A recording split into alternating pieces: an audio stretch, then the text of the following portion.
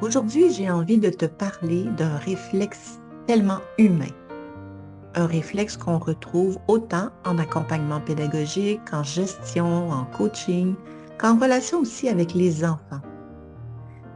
Ce réflexe, c'est celui de vouloir aider. C'est tellement naturel chez les humains de vouloir aider. Vite, je veux t'aider pour que tu te sentes mieux. Je veux t'aider avec efficacité pour que tu puisses sortir de cette situation qui est plus délicate pour toi, plus difficile. Souvent, quand on accompagne, on voit clair chez l'autre. On perçoit rapidement les enjeux, la difficulté. Parfois même, on voit déjà toutes les solutions qui seraient possibles. Et avec toute la bienveillance du monde, on a envie de la partager. Mais est-ce que voir clair pour l'autre veut nécessairement dire savoir ce qui est juste pour lui, pour elle? Est-ce que dire quoi faire aide réellement? Est-ce que ça peut plutôt freiner, voire blesser? Dans cet épisode, je te partage une expérience très personnelle, une expérience que j'ai vécue, cette fois-ci dans le rôle d'être accompagnée. Une expérience qui m'a fait réfléchir vraiment sur notre posture quand on soutient un enfant ou un membre de notre équipe, ou peu importe la personne qui est en démarche. Alors, bienvenue dans cet épisode de Phare pédagogique qui est là pas pour trouver des réponses rapides, mais pour prendre un pas de recul ensemble. Quand j'accompagne, que ce soit un adulte ou un enfant, je remarque que souvent je vois assez rapidement l'enjeu chez l'autre. Je le vois parce que j'ai de l'expérience, j'ai des connaissances, mais aussi je le vois parce que moi, je ne suis pas dans cette situation. Je ne suis pas dans la même réalité que l'autre. J'ai pas ces défis-là à traverser pour le moment, ni ces apprentissages-là à faire de cette même façon. Je le vois aussi parce que je suis pas envahie par la charge émotionnelle associée à cette situation-là. Comment dit, moi, je suis pas déclenchée. Hein, j'ai le pas de recul qui me permet de comprendre rapidement ce qui se passe chez l'autre. Parfois aussi, je comprends parce que j'ai déjà traversé une situation similaire. Il y a un vécu, il y a une expérience qui me permet de m'identifier à ce que l'autre est en train de vivre comme réalité. Ou parfois, encore, mais je peux accompagner parce que moi, je ne les ai pas, ces problématiques-là. Parce que chez moi, ben, il y a d'autres acquis, il y a d'autres traits de personnalité qui font que j'ai des enjeux différents. Par exemple, une personne qui serait plutôt rationnelle, qui accompagne une personne très émotionnelle, ben, on comprend que cet écart peut devenir un outil intéressant pour analyser la situation, mais ça peut être aussi un piège.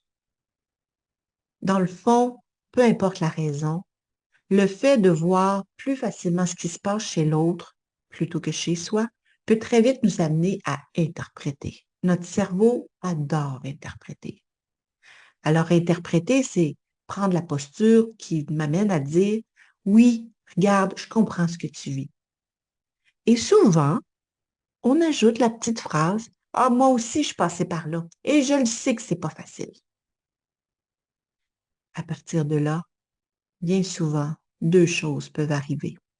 Soit que je tombe dans mon histoire personnelle. Et là, je me mets à raconter comment moi aussi, ça m'est déjà arrivé, comment moi aussi, j'ai trouvé ça tellement difficile et comment finalement j'ai réussi à m'en sortir ou tout simplement que je suis encore dans cette situation-là. Une autre chose peut arriver aussi, c'est que je me retrouve envahie par une multitude de solutions. Ah, là, je le sais, là, comment je pourrais t'aider, là. As-tu déjà essayé telle chose? Puis là, je suis vraiment dans une posture de vouloir aider avec plein de bonnes intentions. Hein, je connais le chemin, les chemins les plus rapides. Oui, va faire ça, tu vas voir, c'est tellement efficace. Ah, si tu fais ce moyen-là, tu vas voir, c'est tellement agréable et satisfaisant. Et c'est là aussi qu'on entend la phrase, si je peux t'éviter les erreurs que j'ai faites, tu vas sauver du temps, des efforts et de l'argent. Mais aujourd'hui, J'ai vécu une situation que ça faisait longtemps que je n'avais pas vécue. Je me suis retrouvée dans une position d'être moi-même accompagnée par un coach dans une des sphères de ma vie. Et je remarque que c'est exactement la posture que ce coach adopte avec moi. Il me dit quoi faire, il me dit comment le faire. Et à chaque rencontre, je sens son élan de sincérité de vouloir m'aider.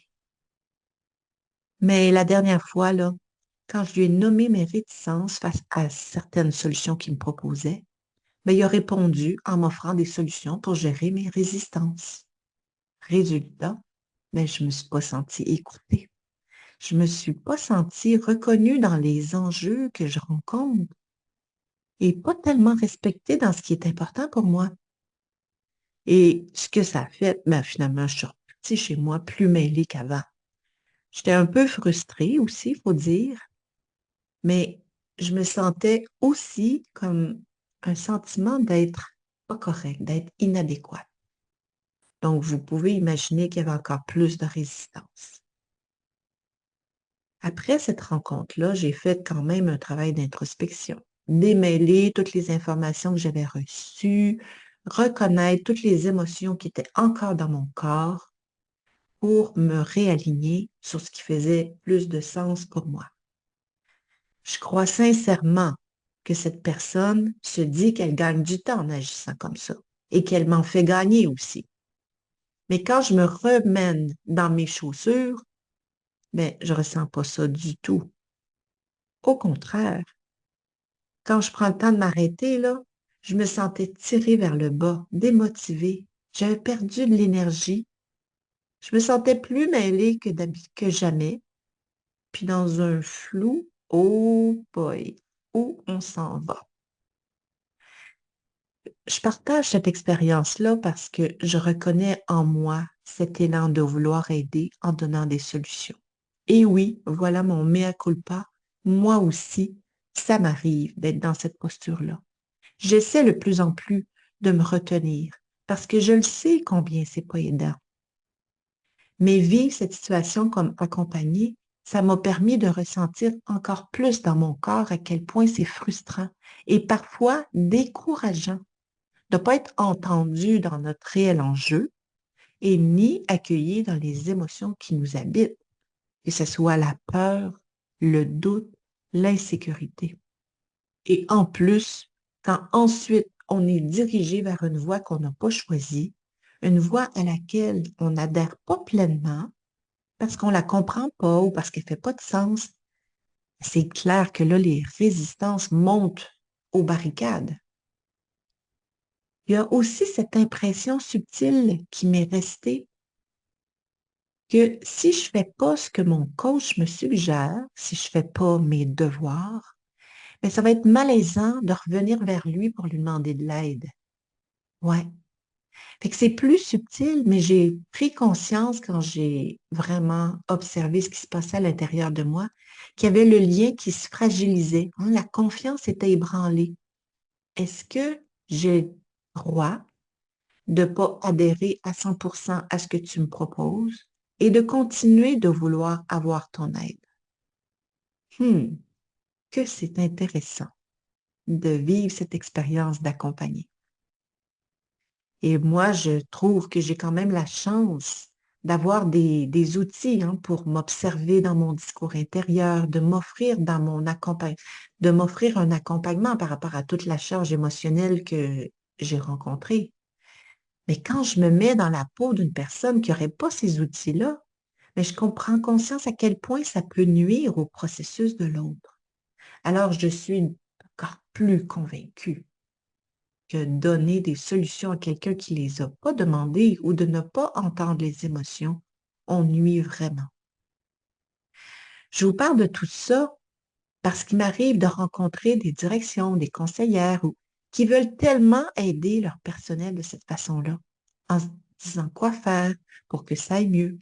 Et souvent, elles se disent, ben, j'ai été engagée pour mon expertise, alors c'est mon rôle de donner des trucs et des solutions. Fait qu'elles se sentent même investies de l'obligation d'apporter des solutions et des trucs, des moyens. On a tellement l'impression de gagner du temps de cette façon-là. Mais après cette expérience qui m'a ramené à mes convictions, mais je réalise encore plus que jamais combien c'est pas efficace. Combien donner du temps à l'autre, le respecter dans son rythme, que ce soit un enfant ou un adulte, mais en fait, c'est un des plus beaux cadeaux qu'on peut lui offrir pour lui permettre d'évoluer. Alors, si je partage tout ça aujourd'hui, c'est pas pour pointer du doigt des pratiques, ni pour dire qu'il faut jamais offrir des pistes ou des repères. C'est juste pour qu'on puisse se rappeler qu'accompagner, mais c'est pas diriger l'autre, c'est pas d'essayer d'aller plus vite ou de lui pousser dans le dos pour que ça aille plus vite, c'est pas de décider à sa place.